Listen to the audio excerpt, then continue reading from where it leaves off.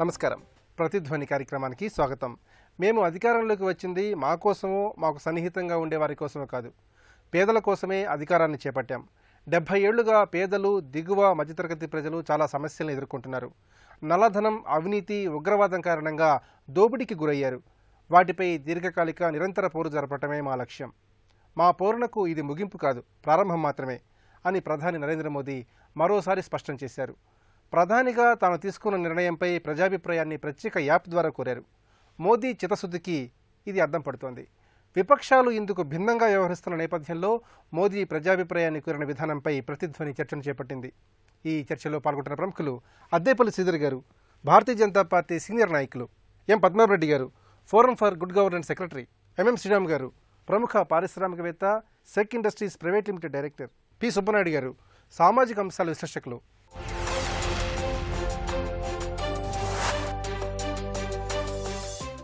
శ్రీధర్ గారు, పెద్ద నోట్ల రద్దుపై ప్రజలు తమ అభిప్రాయాలను, ఆలోచనలను ఎన్ఎం యాప్ ద్వారా తనతో పంచుకోవాలని ప్రధాని మోదీ పిలుపునిచ్చారు. మరి విపక్షాలు విరుచుకుపడుతున్న వేళ ప్రజల విశ్వాసాన్ని పొందడానికి నరేంద్ర మోడీ చేస్తున్న ప్రయత్నాన్ని, చిత్తశుద్ధిని ఏ విధంగా విశ్లేషణ చేసుకోవాలి? మోడీ గారు కోరుకునేది, నేను ఏది నా మనసులో ఏమున్నది, మీకు ఏమైనా ఇబ్బందులు ఉంటే కూడా పాలు పంచుకోవడానికి ఒక మీడియం కింద మన్ కీ బాత్ వాడుకున్నారు. అదే దాని ఎక్స్టెన్షన్ కింద ఈ ఎన్ఎం యాప్ అన్నది, నరేంద్ర మోడీ యాప్ అన్నది ఏదైతే క్రియేట్ చేసి పబ్లిక్ ఇమీడియట్గా ఇచ్చారంటే, ఏదైనా మీకు ఏమైనా ఇబ్బందులు ఉంటే యాప్లో మీరు ఉన్న క్వశ్చన్స్కి ఆన్సర్ చేయండి, ఏదైనా ఉంటే సజెషన్స్ ఇవ్వండి. ప్రతిపక్షాలు బ్లాక్ మనీ లేదంటే ఫేక్ మనీ ఈ విధంగా వాళ్ళకి వంత పాడే విధంగా ఉన్నది, అది కరెక్టా, నేను చేసింది కరెక్టా, లేదా ప్రజలు ఏమనుకుంటున్నారా అనేది ఒక డైరెక్ట్గా ఒక మీడియం, ఒక ఇన్స్ట్రక్షన్, అంటే వాళ్ళ దగ్గర నుంచి ఒక ఇన్పుట్స్ తీసుకుందాం అనే ఉద్దేశంతో ఆయన క్లియర్ కట్గా ఎన్ఎం యాప్ అన్నది తీసుకుని వచ్చారు. అదే హర్షించవలసిందే అందరూ కూడా. ఇన్నాళ్ళు ప్రభుత్వం, భారతదేశంలో ఎన్ని ప్రభుత్వాలు వచ్చినా ఈ విధంగా ప్రజలతో డైరెక్ట్గా మాట్లాడడం కానీ, ప్రజల స్పందన తెలుసుకోవడం కానీ ఇలాంటి మెజర్స్ ఎప్పుడూ చేయలేదు. మన్ కీ బాత్ ఏ విధంగా అయితే first time in the history of India, ఏదో రిపబ్లిక్ డే, ఇండిపెండెన్స్ డే మాట్లాడడం కాకుండా ఒక కంటిన్యూస్ ప్రాసెస్ ఎవ్రీ మంత్ ఏ విధంగా ఉందో, ఈ ఎన్ఎం యాప్ కూడా కంటిన్యూస్ ప్రాసెస్లోనే వారు అనేది ఏంటంటే, ఈ బ్లాక్ మనీ కానీ ఫేక్ మనీ కానీ డిమానిటైజేషన్ అన్నదానికి ఏదైతే భారతీయ జనతా పార్టీ మెంబర్స్ అందరూ మాట్లాడుతున్నప్పుడు కూడా క్లియర్గా ఎక్స్ప్లెయిన్ చేశారు. ఇది స్టార్టింగ్ స్టెప్, దీన్ని ఇంకా చాలా ముందర ఇంకా చాలా స్టెప్స్ ఉంటాయి. ఈ ఒక్క స్టెప్ వలన మొత్తం అంతా కూడా సొల్యూషన్ అన్నది మీరు అనుకోవద్దు, ఇంకా మిగతా కూడా తీసుకుంటారు. అన్నీ కూడా మీరు హర్షించవలసిన విధంగానే ఉంటాయి తప్ప ఎవరికి ఇబ్బంది కలగజేసి నాకేదో లబ్ధి అన్నది ఏమీ ఉండదు. భారతదేశం కానీ, బీజేపీ కానీ, నరేంద్ర మోడీ గారు ప్రజలకి కట్టుబడి ఉన్నారు తప్ప ఒక పార్టీకి లేదంటే ఒక గ్రూప్కి, ఒక కార్పొరేట్ కల్చర్కి లేకపోతే గ్రూప్స్కి అడ్వాంటేజ్గా పనిచేయడం కరెక్ట్ కాదనే ఉద్దేశంతో ఉన్నారు. వారు ఏమన్నారంటే, మోడీ గారు ఒక 1 month బిఫోర్, మనం ఎన్ని స్టెప్స్ తీసుకుని వచ్చినా కూడా ఆ 100వ ర్యాంక్ నుంచి 1, 2, 3 తగ్గుతుంది తప్ప డ్రాస్టిక్గా టాప్ 10లోకి రాలేకపోతున్నాం. ఈజ్ ఆఫ్ డూయింగ్ బిజినెస్ కానీ, లేకపోతే కరప్షన్ ఫ్రీ స్టేట్ కానీ, లేకపోతే బిజినెస్ ఫ్రెండ్లీగా ఉన్న దేశం కింద 75 దగ్గరకు వచ్చి ఆగిపోయింది. నేను ఎన్ని మెజర్స్ తీసుకున్నా ఈ 2 సంవత్సరాల్లో, ఇంకా మన స్టెప్స్ తీసుకోవాలి, ఆ రోజు జాగ్రత్త అని కూడా చెప్పడం జరిగింది. ఇప్పుడు ఈ స్టెప్ వలన ఏంటంటే ఒక 20-30 ఈజీగా 40-50 కిందకి వచ్చి టాప్ 10లోకి, వరల్డ్లో టాప్ 10 ర్యాంక్లోకి ఈజ్ ఆఫ్ డూయింగ్ బిజినెస్ కానీ, లేకపోతే కరప్షన్ ఫ్రీ స్టేట్స్ కానీ, లేకపోతే గవర్నమెంట్ మెకానిజంలో కరప్షన్ ఫ్రీ ఉండే విధంగా ఇవన్నీ కూడా జరగబోతాయి. కాబట్టి మనందరూ వేచి చూడాలి. పద్మారెడ్డి గారు, నల్లధనం పోరుకు సంబంధించి ఇది అంతం కాదు, ఆరంభం మాత్రమే అని చెప్పి నరేంద్ర మోడీ స్పష్టంగా చెప్పారు. నల్లధనం పోరుకు సంబంధించి నరేంద్ర మోడీ అడుగులు ఏ విధంగా ఉన్నాయంటారు? 2014 నుంచి మనం చూసినట్టయితే అప్పుడున్న ప్రభుత్వాలు రకరకాల స్కామ్లో ఇన్వాల్వ్ అయి ఉన్నాయి. దాంతో ప్రజలు విసిగెత్తిపోయినారు. అంటే మొత్తం దేశం అవినీతిమయమైపోయింది. దానికి ఈయనకు క్లియర్ మెజారిటీ ఇవ్వడం జరిగింది. వీళ్ళ ఎలక్షన్ మేనిఫెస్టోలో కానీ, ఆయన యొక్క స్పీచెస్లో కానీ మెయిన్ ఎజెండా ఏంటంటే, గవర్నమెంట్ లెవెల్లో మేము ఎటువంటి అవినీతికి పాల్పడము, అట్లాగే ఈ నల్లధనాన్ని తీసే ప్రయత్నం చేస్తాం గట్టిగా. ఫస్ట్ది, ఇప్పటి వరకు అయితే గవర్నమెంట్ లెవెల్లో పెద్ద అవినీతి అన్నది ఏమీ జరిగినట్టుగా లేదు. ఇక రెండవది, ఈ నల్లధనాన్ని తీసేయడం ఏ విధంగా చేయాలి, ఆయన స్టెప్స్ కొన్ని చూసినట్టయితే మాకు క్లారిటీ కనిపిస్తుంది. ఆయన ఒక పర్టికులర్ క్లారిటీతో ముందుకెళ్తున్నారు. ఎప్పుడైతే క్యాబినెట్ ఫామ్ అయిందో ఫస్ట్ డిసిషన్ క్యాబినెట్లో తీసుకున్నది ఏంటంటే, స్పెషల్ ఇన్వెస్టిగేషన్ టీమ్ను కాన్స్టిట్యూట్ చేసినారు. వాళ్ళు వాళ్ళ పని చేస్తున్నారు, కొద్దిగా ముందుకెళ్తున్నారు, అనుకున్నంత ఇంకా రాలేదు, టైం తక్కువనే. ఇక రెండోది ఏం చేసినారంటే, విదేశంలో ఉన్నటువంటి నల్లధనాన్ని డిక్లేర్ చేయమని ఒక చట్టం 2015లో తీసుకొచ్చినారు. దాంట్లో చాలామంది డిక్లేర్ కూడా చేసినారు. ఇక మూడోది ఏం చేసినారంటే, చాలా దేశాలతోని ఇప్పుడు ఏదైతే బయట నుంచి నల్లధనం రావాలంటే బయలేటరల్ రిలేషన్స్ ఉండాలి, బయలేటరల్ అగ్రిమెంట్స్ ఉండాలి, డబుల్ ట్యాక్సేషన్ అని చట్టం ఉంది. ఇవన్నింటిని దృష్టిలో పెట్టుకొని చాలా దేశాలతో ఇంక్లూడింగ్ అమెరికాతో కూడా అక్కడ నుంచి ఏదైనా డబ్బు వస్తే రిజర్వ్ బ్యాంకు ఇంటిమేషన్ వచ్చేటట్టుగా అరేంజ్మెంట్స్ ఉన్నాయి. ఇప్పుడు విదేశాల నుంచి డబ్బు ఏదైనా కానీ మనీ లాండరింగే కావచ్చు, రకరకాలుగా పద్ధతులతో వచ్చేటట్టు. ఇక నాలుగోది ఏం చేసినా అంటే మన దేశంలో నల్లధనం ఏదైతే మనం అంటున్నామో అది కేవలం ఒక 10% లోపే కరెన్సీ షేప్లో ఉంది. మిగిలిందంతా కూడా భూముల షేప్లో బినామీ ఆస్తులు, బంగారము, వజ్రాలు ఈ విధంగా ఉంది. సో ఈ బినామీ ఆస్తులను గుర్తుపట్టడానికైనా ఒక చట్టం తీసుకొస్తున్నారు. అది మొన్న ఆగస్టు 2016 నుంచి ఎఫెక్టివ్గా వచ్చింది. అది ఇక లాస్ట్లో ఏంటంటే ఇప్పుడు ఈ పన్నులు ఏదైతే పన్ను చెల్లించకుండా డబ్బు నల్లధనం ఉందో మీరు స్వచ్ఛందంగా వెల్లడించండి, దానికి ట్యాక్స్ 30%, ఇంకొక 50% దాని మీద యాడ్ చేసి 45% మాకు ట్యాక్స్ కట్టండి, మిగిలింది మీకు ఇస్తామని చెప్పడం. దానికి ఒక అనుకున్నంత రాలేదు, బట్ ఒక 65,000 కోట్ల వరకు అక్కడ డిక్లరేషన్ అయింది. ఇదే సిరీస్ లోపల ఈ పెద్ద నోట్లు 500, 1000 రూపాయల నోట్లు రద్దు అన్నది అయితే తీసుకున్నాడో అది కూడా ఒక చక్కటి చర్యనే. ఇంకా వేరే మార్గం లేదుగా నల్లధనాన్ని కంట్రోల్ చేయాలంటే ఈ సిరీస్ ఆఫ్ యాక్ట్స్. ముందు ఏం చేయబోతున్నాడు ఆయన? చాలా మట్టుకు ఏదైతే ఈ నల్లధనము వస్తు రూపేణా, బినామీ ట్రాన్సాక్షన్స్ భూమి రూపేణా ఉన్నదో దాన్ని అంతా ఐడెంటిఫై చేయడానికి చట్టం వచ్చింది. ఇప్పుడు దాని మీద యాక్షన్ తీసుకుంటారు బహుశా. ఇక రెండోది ఏంటంటే విదేశాల్లో ఉన్న డబ్బు, దానికోసం కూడా అగ్రిమెంట్స్ అయినాయి కాబట్టి తప్పకుండా అది తీసుకోవాలి. మూడోది అవినీతి మీద ఉక్కుపాతం కావాలి. అవినీతి ఎప్పుడైతే నడుస్తూ ఉంటుందో మళ్ళీ ఒక 5-10 ఏళ్లలో మళ్ళీ నల్లధనం ప్రోగ్ అవుతూనే ఉంటుంది అనమాట. సో దాన్ని ఉక్కుపాదం కావాలంటే చట్టాల్లో మార్పు రావాలి. శ్రీరామ్ గారు, ప్రధాని మోదీ ఎన్ఎం యాప్ ద్వారా ప్రజల ముందు 10 ప్రశ్నలు ఉంచారు. ఈ పెద్ద నోట్ల రద్దుకు సంబంధించి ప్రజల సూచనల్ని, సలహాలని ఆహ్వానించారు. మరి ఈ పెద్ద నోట్ల రద్దు సంబంధించి క్షేత్రస్థాయిలో చిన్న ఇబ్బందులు ఉన్నప్పటికీ ప్రజల మనోగతం ఏ విధంగా ఉంది? ఇప్పుడు జరుగుతున్నటువంటి క్రమంగా ఈ నల్లధనాన్ని భారతదేశంలో, తద్వారా అవినీతిని, తద్వారా భారతదేశంలో ఉన్నటువంటి సామాన్య ప్రజలందరూ కూడా సుఖంగా ఉండటానికి జరిగినటువంటి ఆర్థిక యొక్క అభివృద్ధి ప్రగతిని తీసుకురావడానికి ఉద్దేశంలో చేసినటువంటి ఈ డిమానిటైజేషన్ ఏదైతే అన్నారో ఇబ్బందులు అయితే ఉన్నాయండి. ఎందుకంటే ఇది అందరికీ చెప్పి సక్రమంగా ఇలా చేస్తున్నానని చెప్పి చేస్తే ఇప్పుడు వచ్చేటటువంటి లక్షల కోట్ల రూపాయలు ఏదో వస్తుందో అది జరగదు. అలాగే ఈ క్రమంలో మీరు చెప్పినటువంటి వాళ్ళు ఏదైతే కొత్తగా ఆయన యాప్ వారి పేరు మీద ఏంటంటే మీరు ఏ సిస్టంలో కూడా ఏ ప్రక్రియలో కూడా చేసినప్పుడు మనం ఒక నిర్ణయం తీసుకున్నప్పుడు ఆ నిర్ణయం యొక్క పరిస్థితి, దాని ఇబ్బందులు కానీ పాజిటివ్ ఎలా ఉంటాయని తెలుసుకోవడం అనేది ఈ క్లోజ్డ్ ఫీడ్బ్యాక్ సిస్టమ్ అనేది అవసరం. అది ప్రతి ఇండస్ట్రీలో కానీ మనం వ్యవసాయం చేసేటప్పుడైనా ఇంట్లో కూడా ఏ నిర్ణయం తీసుకునేటప్పుడు కూడా దానికి సంబంధించిన స్టేక్ హోల్డర్స్ అందరితోటి వాళ్ళ అభిప్రాయం ఏంటి, దాని ఇంపాక్ట్ ఎట్లుంటుందని తెలుసుకోవడం అనేది సహజం. అలాంటి ఫీడ్బ్యాక్ సిస్టమ్ ఉన్నప్పుడే ఆ యొక్క యాక్టివిటీ సక్సెస్ఫుల్గా ముందుకెళ్తుంది. ఎందుకంటే ఫీడ్బ్యాక్ ఉన్నప్పుడు దాంట్లో తీసుకునేటటువంటి మధ్యంతర నిర్ణయాలు ఏదైనా తీసుకోవడానికి అది సక్రంగా జరగడానికి జరిగేది అది యాప్. అందులో వారు అడిగినవి అన్నీ కూడా నేను ఇలా తీసుకున్నానని చెప్పకుండా కూడా నేను ఈ నిర్ణయాలు తీసుకున్నాను, దీని మీద మీ అభిప్రాయం ఏంటి, దాన్ని ఇంకా బాగా ముందుకు వెళ్ళాలంటే అందరికీ ఇబ్బందులు కొద్దిగా తగ్గిస్తూ ఇంకా ముందుకెళ్ళాలంటే దాని మీద ఆ ప్రశ్నల రూపంలో అడగటం అనేది ఏంటంటే మీరు మొదటి నుంచి కూడా గత 20 సంవత్సరాల నుంచి కూడా ఐటీ టెక్నాలజీ బాగుతుంది. ఈ ప్రభుత్వాలు వచ్చిన తర్వాత డిజిటల్ ఇండియా ద్వారా ప్రతి ఒక్కరిని భారతదేశంలో 130 కోట్ల మందిని కూడా ఈ డిజిటల్ టెక్నాలజీ తీసుకురావచ్చుంటుంది. ఆయన ఎలక్షన్ ముందు నుంచి కూడా ఐటీ టూల్స్ బాగా ఉపయోగించుకున్న మనిషి. వారు చెప్పినప్పుడు మన్ కీ బాత్ కానీ ఈ ఫీడ్బ్యాక్ డైరెక్ట్గా తీసుకున్నప్పుడు, ఎందుకంటే ఇవాళ రాద్ధాంతం కూడా జరుగుతుంది పార్లమెంట్లో ఎందుకు మాట్లాడలేదని. పార్లమెంట్లో మాట్లాడాలన్నా కూడా ఆయనకి ప్రజల నుంచి ఒక ఫీడ్బ్యాక్ రావాలి. సో దానికోసం బహుశా ఇది జరిగింది కాబట్టి 13వ రోజు 14వ రోజు కాబట్టి ఇబ్బందులు ఉన్నాయి. మీరు చూస్తూ వస్తే మనకి ఈ ఇబ్బందులను దృష్టిలో పెట్టుకొని సామాన్య ప్రజానీకానికి ఏదైతే ఇబ్బందులు ఉన్నాయో, రైతులు కావచ్చు, రోజువారీ పనిచేసిన వాళ్ళకు కొన్ని వెసులుబాటు తయారు చేసే నిర్ణయాలు కూడా వాళ్ళు తీసుకుంటున్నారు. సో వీటన్నిటిని బహుశా ఈ పార్లమెంట్ సెషన్లోనే దీని మీద స్థూలంగా ఇది జరిగిన దాని మీద నేను ఇలా తీసుకున్నాను, ఇది ఈ విధంగా భారతదేశం యొక్క అభివృద్ధికి ప్రతి మానవుడు ఉపయోగపడే ఉద్దేశంతో వారు ఈ యాప్ని ప్రవేశపెట్టి సామాన్యుడి దగ్గర నుంచి వ్యాపారస్తులు, ఇంటెలెక్చువల్స్ అన్ని వర్గాల వారు ఫీడ్బ్యాక్ తీసుకోవడానికి వాళ్ళు పెట్టారు. దీని ద్వారా ఇప్పుడు తీసుకున్నటువంటి నిర్ణయాల కంటే కూడా ఇంకొంచెం మెరుగైన నిర్ణయాలు ఈ ఏదైతే ఇబ్బంది పడుతున్నామో వాళ్ళు 50 రోజులు నాకు సమయం ఉన్నామని చెప్పారు.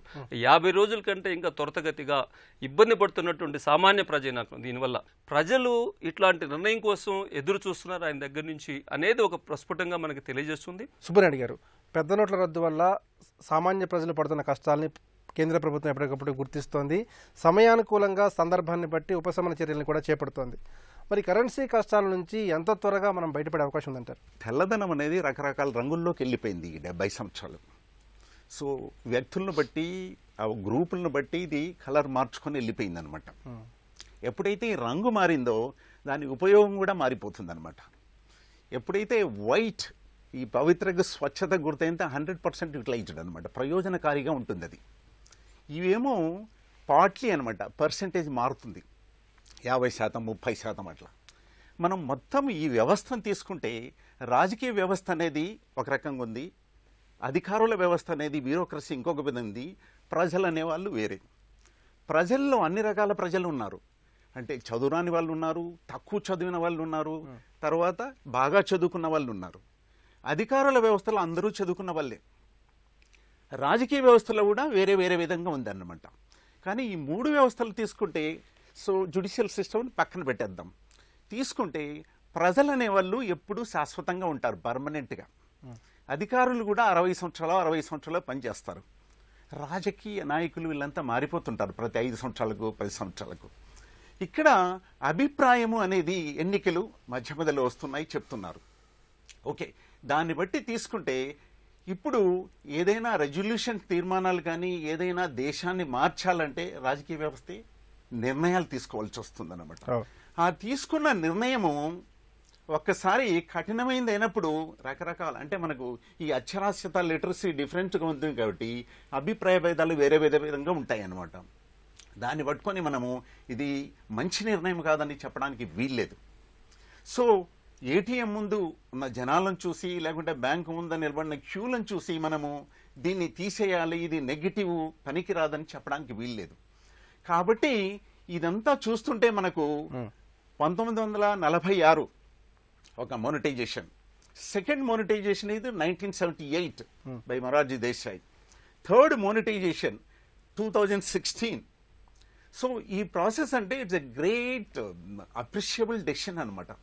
ఎంత అప్రిషియబుల్ డెసిషన్ అంటే, సో 1990లో పివి నరసింహారావు ఎప్పుడైతే గ్లోబలైజేషన్ ప్రాసెస్ ఓపెన్ చేశాడో లైసెన్స్ రాజు నుంచి, ఇది అంతకంటే ముఖ్యమైన డెసిషన్. ప్రధానమంత్రి నరేంద్ర మోడీ ఈ డెసిషన్, ఈ నిర్ణయాన్ని ఒక లక్ష్యంతో తీసుకున్నారు.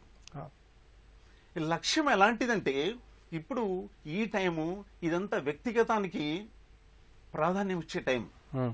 ప్రతి ఒక్కరు, భారతదేశం కావచ్చు లేకుంటే ప్రపంచం కావచ్చు, ఎవ్రీథింగ్ ఈజ్ గోయింగ్ ఇండివిజువలిస్టిక్.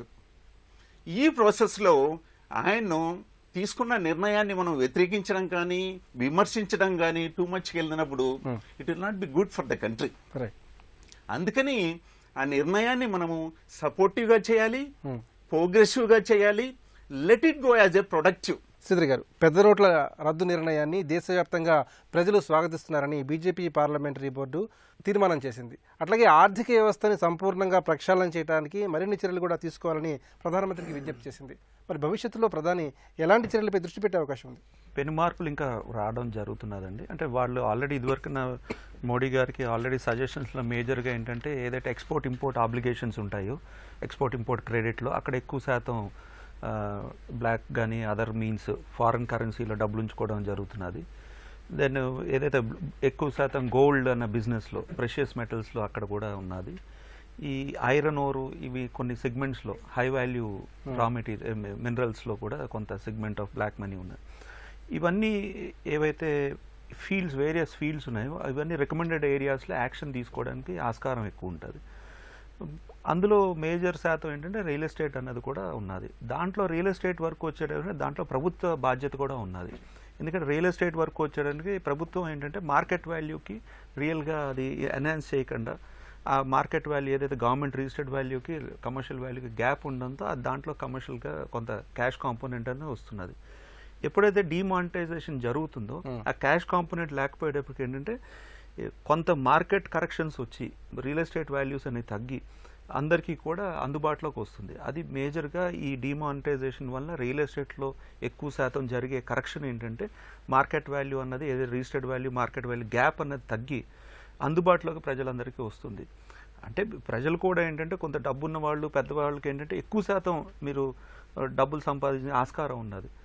భారతదేశంలో ఇన్ని మాడిఫికేషన్స్ వచ్చి ఇన్ని రూల్స్ రెగ్యులేషన్స్ మారి లేదంటే ఇంత అకౌంటబిలిటీ ఉండి డెమోక్రటిక్ కంట్రీ ఉండి one of the fastest growing economy ఉన్నా కూడా డబ్బులు ఉన్న వాళ్ళందరూ సూపర్ రిచ్ అయిపోతున్నారు, డబ్బులు లేని వాళ్ళందరూ ఇంకా పూర్ అయిపోతున్నారు. అది ఎక్కువ శాతం బాగా అటువైపు ఫాస్ట్గా రిచ్ అయిపోతున్నారు, ఇటువైపు ఫాస్ట్గా పూర్ అయిపోతున్నారు. పద్మావతి గారు, విదేశాల్లో పోగుపడ్డ నల్లధనాన్ని దేశ సంపదగా దేశ సొత్తుగా పరిగణిస్తూ చట్టాన్ని తీసుకొస్తే అది ఉత్తమ పరిష్కారం అవుతుందని విఖ్యాత న్యాయకోదులు ఫాలి నారిమన్ స్పష్టంగా చెప్పారు. మరి ఈ విషయం పట్ల ప్రధాని మోదీ ఏ విధంగా దృష్టి పెట్టాలి? దీనికి మన దగ్గర కొన్ని ఉదాహరణలు ఉన్నాయి. ఈజిప్ట్ గవర్నమెంట్ ఇలా చేసింది. ఎవరైతే ఈజిప్ట్ సిటిజన్ ఉన్నాడో ఆయన ఎక్కడ ఏ బ్యాంకులో కానీ ఏ దేశంలో డబ్బు దాచినా ఫస్ట్ డిక్లేర్ చేయాలా. అది నల్లధనమైనట్టంటే ప్రభుత్వానికి అధికారం ఇచ్చినారు సీజ్ చేసేయడానికి. కొంత సక్సెస్ అయింది, బట్ చాలా మటుకు ఆ ప్రభుత్వాలు ఒప్పుకోలేదు. ఇప్పుడు స్విట్జర్లాండ్ ఉంది, వాళ్ళ కాన్స్టిట్యూషన్లే ఉంది స్విస్ బ్యాంక్లో డబ్బు దాస్తే అది డిక్లేర్ చేయరాదని చెప్పారనమాట. వాళ్ళు చెప్పడానికి లేదు, అగ్రిమెంట్ అట్లా ఉంది. సో ఇది మరి సక్సెస్ అవుతుందా లేదా తెలియదు, అది మన రిలేషన్స్ని బట్టి ఉంటుంది. ఇప్పుడు ఏదైతే నల్లధనాన్ని బయట ఉన్నదాన్ని తీసుకురావాలన్న దానికి విపరీతమైన వర్క్ చేయాల్సి ఉంటుంది. అంత ఈజీ కాదు. కొన్ని దేశాలు ఇతర దేశాల నియంతలు దాచిన డబ్బుతోనే బతుకుతూ ఉన్నాయి.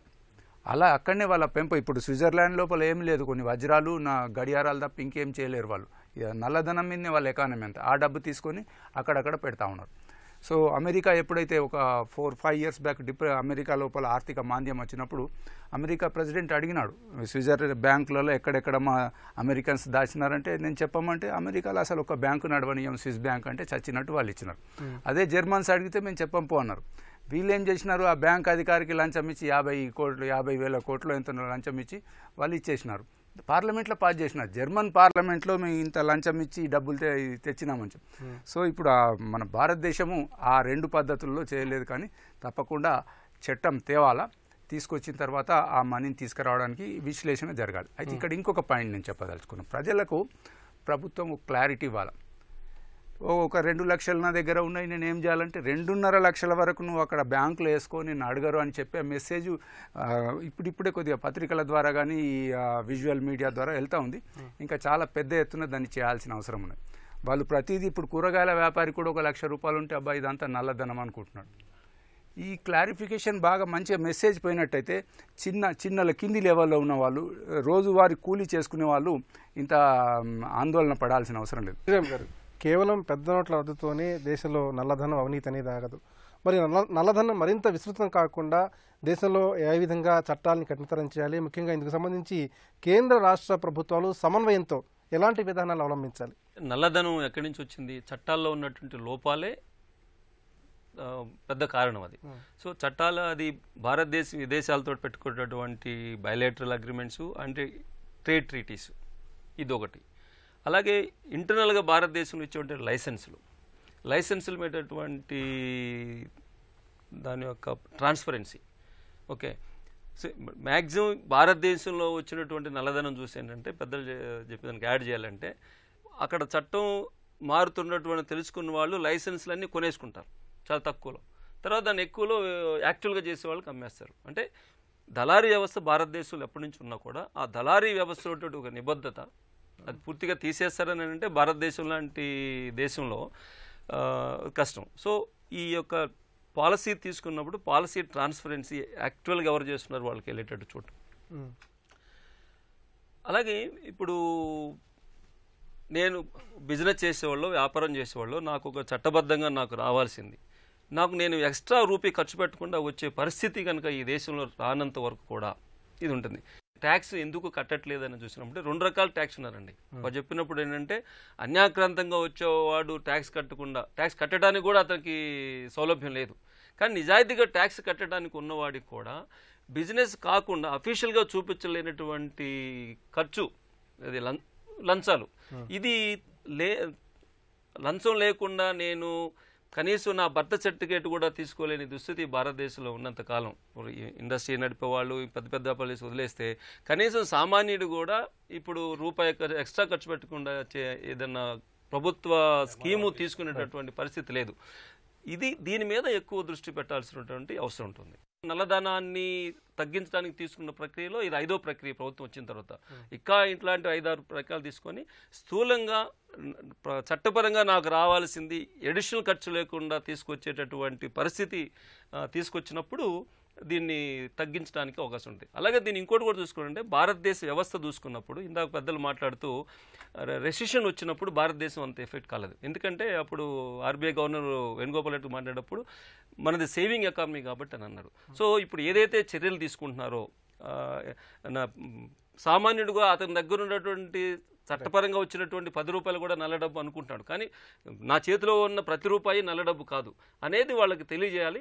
అట్లాగే బంగారము ఏదైతే సేవింగ్ ఎకానమీ ఉన్న దాన్ని ఎట్లా ఈ ప్రక్రియలో అడ్రస్ చేశారనేది కూడా చాలా కీలకమైనది. సుబ్బనాయుడు గారు, వచ్చే కేంద్ర బడ్జెట్ నిజాయితీపరులకు, సామాన్యులకు, ఉద్యోగులకు, చిరు వ్యాపారులకు మోదీ తీపి కబుర్ని అందించినట్లుగా తెలుస్తోంది. మరి సాధారణ బడ్జెట్ సామాన్యులకు ఏ మేరకు అనుకూలంగా ఉంటుందంటారు? ప్రస్తుతము మనకు ఇప్పుడు వచ్చిన డిపాజిట్స్ కానీ ఇవన్నీ చూస్తే లోట్ బడ్జెట్ అనేది కంప్లీట్గా క్లోజ్ అయిపోతుంది అనమాట.